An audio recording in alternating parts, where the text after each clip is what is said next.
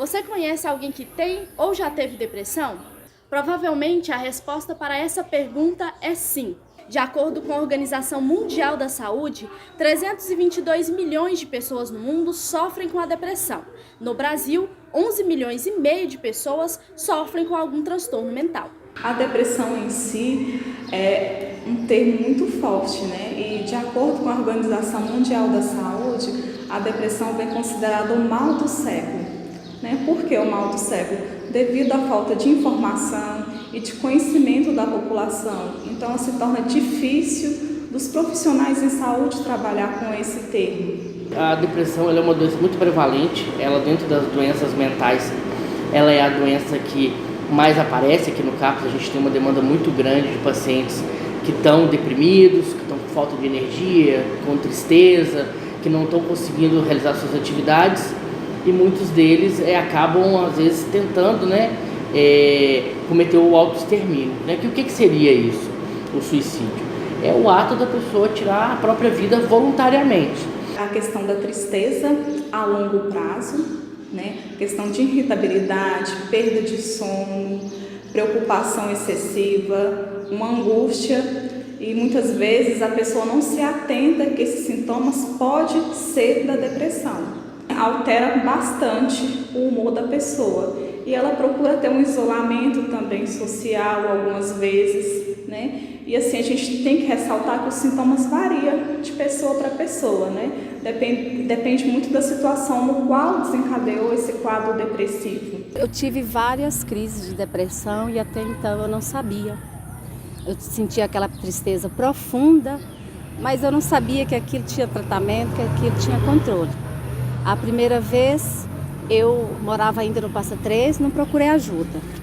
Aí quando foi a última vez, que foi uma crise bem forte, que eu cheguei a emagrecer, fui para 55 quilos, eu não comia, eu não tinha vontade de fazer nada. A única coisa que eu tinha vontade era de ficar dentro do meu quarto, deitada na minha cama lá sem fazer nada. E simplesmente com a minha família, que são os meus filhos, o meu esposo. Chegou um ponto de eu não enxergar. Essa crise foi tão forte que eu não enxergava de perto. Os meus óculos eles são para enxergar longe, não para perto. Como eu não enxergava, e um dia eu pedi socorro. Falei com meu marido, eu não estou bem. Ele falou assim, procura um médico. Na depressão, a gente vai ver uma pessoa que, antigamente era uma pessoa que fazia suas coisas normalmente, que tinha uma vida boa, uma vida normal, e de repente essa pessoa começa a ter dificuldade nos seus afazeres domésticos, começa com falta de energia, uma determinada apatia. Normalmente nesses casos nós temos alteração do sono e da alimentação, tá? Às vezes para mais, às vezes para menos, depende da pessoa. E além disso, essa pessoa ela pode, começar a relatar algumas frases estranhas, como por exemplo, eu queria sumir, eu queria morrer. Então a gente tem que ficar bem de olho nesses. Quando a pessoa começar com esses sintomas, nós temos que ficar bem de olho. As causas da depressão são variáveis, mas é importante saber identificar os sinais e os sintomas e orientar a pessoa a buscar um tratamento. A depressão é uma doença grave, mas com o tratamento adequado, as chances de cura são claras.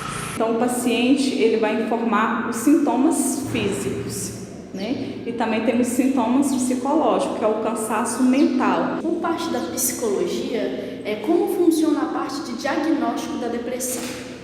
Então, assim, na psicologia a gente faz o processo de enquadre, o processo de anamnese nos primeiros atendimentos e daí a gente faz avaliações de acordo com o histórico pessoal, o histórico familiar e o histórico atual da pessoa.